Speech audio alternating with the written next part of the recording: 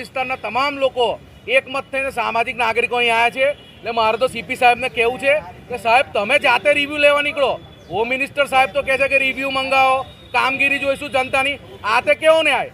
અને એમનાથી ગુનેગારો ફડફડે છે કે વ્યાસ સાહેબને કયું પોલીસ સ્ટેશન આપશે એવું ફફડે છે.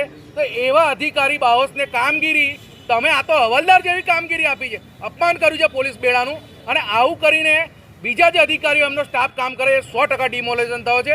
એટલે અમે આ કાળી પટ્ટીને વિરોધ કરીએ છીએ કે પોલીસ કમિશનર સાહેબ અમે તમને હાથ જોડીએ છીએ, તમે નિષ્પક્ષ પોલિટિકલ વગર કામ કરો અને સારા અધિકારીને તમે પ્રોત્સાહન આપો. હજુ બી સાહેબ તમારા પર પ્રેશર હોય તો અમને કહો, અમે લોકો ટોળો ભરીને અમે આવીશું જાહેર હિતમાં. આ ખરેખર બહુ ખોટો નિર્ણય છે અને 100% મારું માનવું છે કે આ પોલિટિકલ નિર્ણય લીધો છે.